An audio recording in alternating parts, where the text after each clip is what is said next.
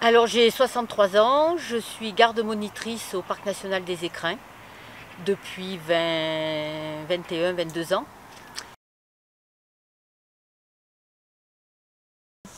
Alors au Parc des Écrins, on a différentes missions. Vraiment les missions principales, ce sont les suivis scientifiques. Faune, flore, évolution du milieu, puisqu'on suit les glaciers, les lacs. Alors après, chacun un petit peu dans des domaines différents.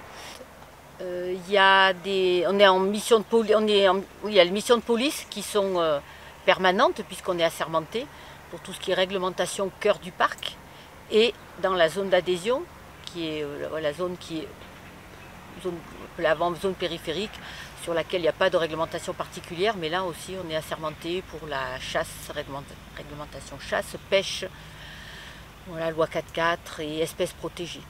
Voilà, donc ça c'est les missions de police. Il y a le volet pédagogie et sensibilisation à l'environnement. On intervient dans les classes de la zone d'adhésion. C'est gratuit, nos interventions sont gratuites, c'est à la demande des enseignants. Ça peut être des interventions ponctuelles, mais on essaye de favoriser les projets à l'année avec les enseignants. On fait des conférences, des rendez-vous sur le terrain, des sorties tout public, toute l'année, l'hiver, l'été, voilà.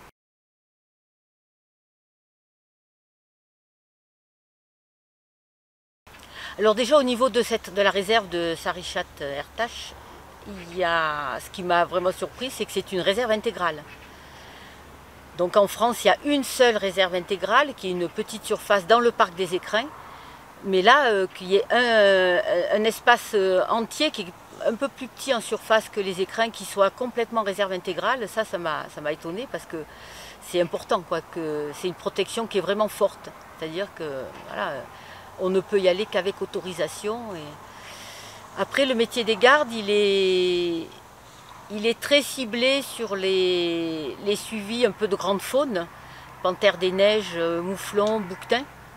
Hein, c'est ce que j'ai pu percevoir, c'est l'essentiel de leur travail. Alors peut-être qu'au fil du temps, ils s'orienteront aussi sur la flore, l'évolution des milieux, comment ça évolue, mais c'est voilà, un peu la différence principale que j'ai pu y trouver. Il y a quand même des grosses différences de milieu avec l'altitude, avec le décalage qu'on a, puisque là, 4000 mètres d'altitude au Kyrgyzstan, chez nous on est quasiment au sommet des Écrins sur les glaciers. Et là, il n'y a pas de glacier à cette altitude-là, donc il y a effectivement une différence.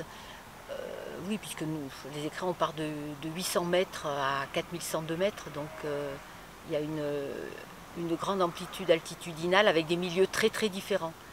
Bon là sur la réserve, c'est assez homogène. On est sur des milieux d'altitude et avec une faune qui est certainement plus limitée. Alors après, je ne sais pas, au niveau par exemple entomologie, c'est peut-être très riche, mais bon, l'altitude limite quand même beaucoup la biodiversité.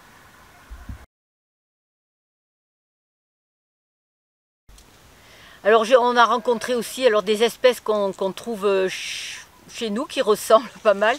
Le bouquetin de l'Himalaya qui est quand même un animal spectaculaire mais quand même légèrement différent de celui qu'on a dans les Alpes. Hein, il a des cornes beaucoup plus longues, il a l'air un peu plus gros. Bon, on a vu des traces de loups, on ne les a pas vues, mais on a vu des traces de loups. Donc la présence des loups, par contre, ça fait une différence, c'est que dans les Écrins, il y a du pâturage et donc de la prédation. Hein. Le loup attaque les troupeaux et c'est une partie aussi de notre travail de faire les constats pour les indemnisations. Là, dans la mesure où c'est une réserve intégrale et qu'il n'y a pas de troupeaux, il n'y a pas cette problématique de prédation sur les animaux domestiques. Donc ça déjà c'est un peu une différence. Ensuite on a pu observer des gypaètes barbus. Alors chez nous le gypaète quand on en voit un on est heureux. Là finalement c'était devenu presque banal presque tous les jours de voir au moins passer un gypaète.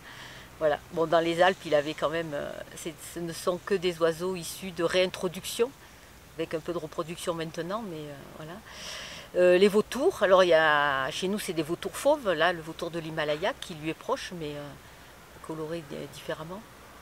Oui, ça c'était bien, et puis des aigles, voilà, ça c'était les mêmes que chez nous, les mêmes que dans les écrins.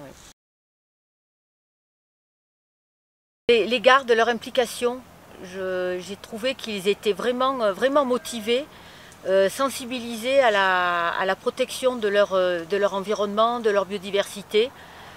Et que c'est vraiment quelque chose qui leur tient à cœur. C'est pas, ils font pas ça comme ça. Ouais, ils sont vraiment investis et ils ont vraiment envie de préserver ça, de préserver leur pays. Ils sont attachés à leur milieu et à la faune qu'ils ont dans ces montagnes. Une journée type, après une nuit sous tente la plupart du temps. Bon, ça va, hein, ça me convient tout à fait. Un bon petit déjeuner ensemble et puis on commence, observation aussi, commencer à jumeler, chercher, parcourir les versants pour essayer de trouver de la faune. Et puis après départ sur le terrain.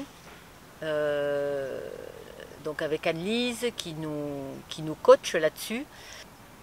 Le choix d'un parcours pour faire un transect. Voilà, et puis là, on scrute à la recherche des indices, donc de panthères, de loups, d'ours. Bon, il a fallu, loup, ça va, je connaissais, mais bon, panthère, il a fallu un peu se caler.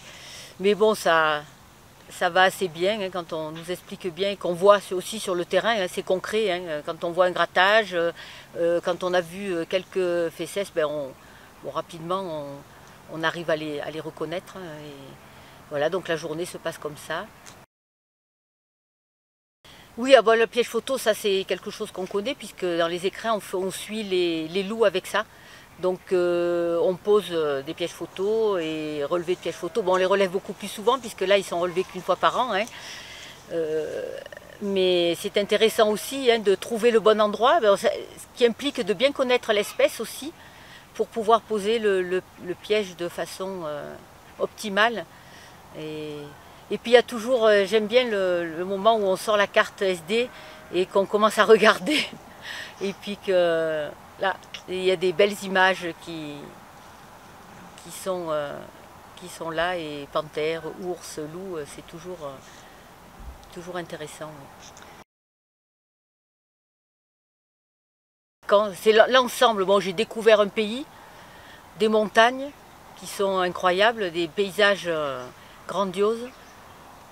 Et puis bon, même la petite équipe, et puis surtout le partage avec les gardes kirghizes. Donc ça c'est toujours, pour moi c'est toujours ça qui est riche, c'est la découverte d'un pays parce que voilà, voir de beaux paysages, de beaux endroits, des belles lumières pour la photo, voilà, mais il y a le partage avec les gens du cru, et puis là en plus voilà des gens qui font un peu le même métier que moi, et ça voilà, ça c'est important. Ce qu'on a fait sur le terrain, ça va alimenter une étude et avec à la longue des résultats et voilà, de savoir un petit peu ce qui se passe au niveau de la panthère des neiges, comment elle évolue, la population, les effectifs. Et voilà, l'aspect sciences participatives, j'ai trouvé ça vraiment intéressant et je pense que je vais récidiver.